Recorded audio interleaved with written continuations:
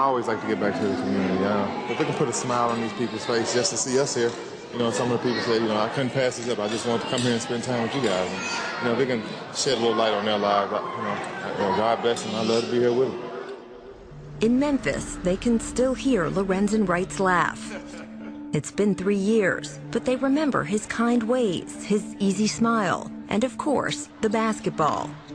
Wright was more journeyman than superstar, but his game shone plenty through a 13-year NBA career that spanned 5 cities.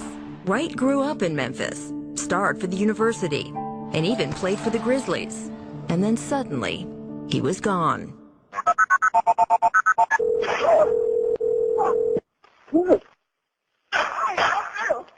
Georgetown 911, where's your emergency? Hello? I got nothing but gunshots. We were from the same area. We were both living out our dreams. We both went to the same college. Very fun, loving guy, jokester, loved to tell jokes, loved to play around, just would give you the shirt off his back. And still to this day, sometimes I just still can't believe he's not here because I'm thinking he's gonna call. I still got his number in my phone. It's just not real. It was July of 2010 when Wright mysteriously disappeared. He had last been seen visiting his 6 children at the home of his ex-wife. When he didn't show up for a family gathering the next day, his mother knew something was wrong. I kept calling him and calling him and calling him, and he wouldn't answer, and I was like, this is not looking good right here. She kept calling or whatever and asking me have I talked to him, and after a minute, I grew suspicious, because that's unlike my brother not to call me back. I started getting worried, like, well, he's really missing now. Something's wrong. Police tried to locate Wright for the better part of a week, not realizing a vital clue was sitting on a recording device just a few miles away.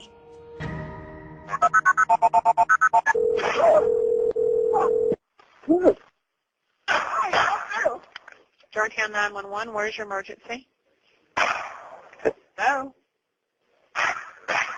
Hello?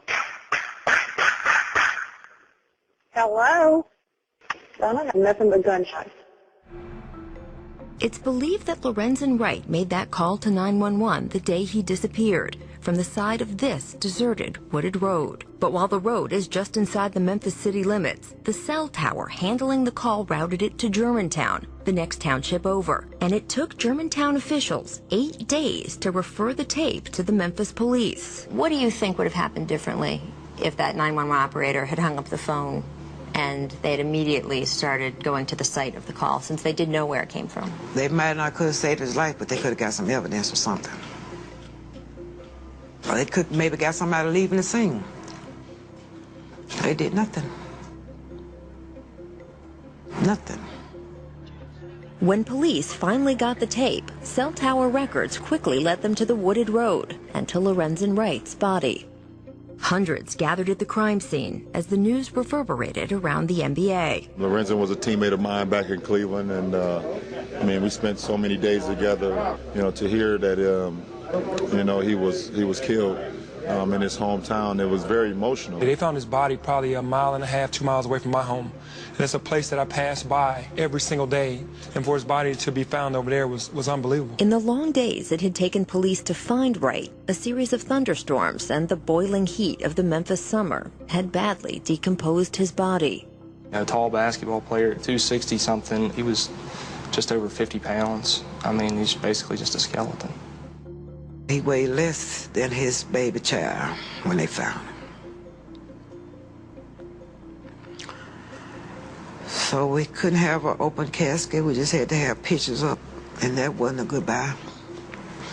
I couldn't kiss him for the last time.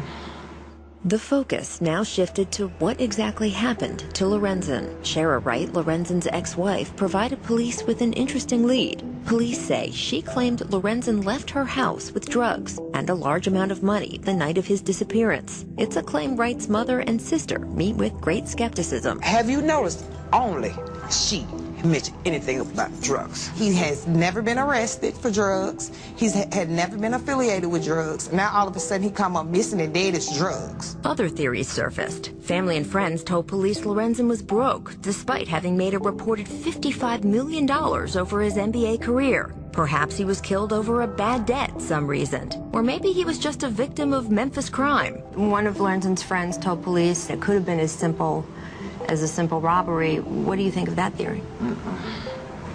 Nope. Why they didn't take his watch? Why they didn't take his earrings? It's exactly the ones I got on. Why they didn't take that? Just as it appeared the case was bearing no new leads or information, a sensational story appeared in the local newspaper. A story detailing how Shara Wright was in a legal battle with Lorenzen's family over the proceeds from his estate. She got $1 million in proceeds from an insurance policy required through the divorce settlement, and within 10 months had blown through $973,000. She bought a house, a very nice house, a Cadillac Escalade, $70,000 in furniture, renovated, additions. What did you think when you heard about how that money got spent? OMG, oh my God. $1 million in 1 year? My brother's not here no more. The money ain't coming in like that, so that's unnecessary. Very unnecessary. Ms. Wright declined to speak with us on camera, and calls to her attorney were not returned. But court filings on her behalf dispute that she has squandered the estate. Meanwhile, the city of Memphis continues to mourn. And let me make this clear. The Lorenzen Wright case is not a closed case as long as I am mayor of the great city of Memphis, Tennessee. Do you feel like the city should be doing anything now more aggressively to solve this case? All leads that have been presented have been pursued and will continue to be pursued. I wish we could do more. Parents are supposed to bear children, and Lorenzen was everybody's son.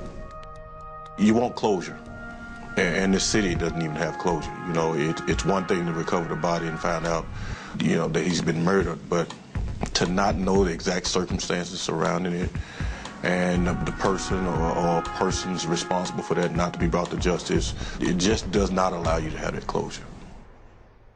No one feels that lack of closure more than Wright's mother. And now, she says her quest to find her son's killer has taken on new urgency. She told us she's been diagnosed with ovarian cancer. How much time do you feel like you have left? Well, I don't know. I don't want to put a time frame on it, but I'm going to work on this until I do go. I'm going to work till blood start running warm in my body. My mother has dedicated her life. She has dedicated her life to finding out who murdered her son. I got to get this done because I don't know how long, you know, I'm going to be here. And ain't nobody going to do what I'm doing for you. Nobody. And that's why I'm running every day I'm running because I don't know.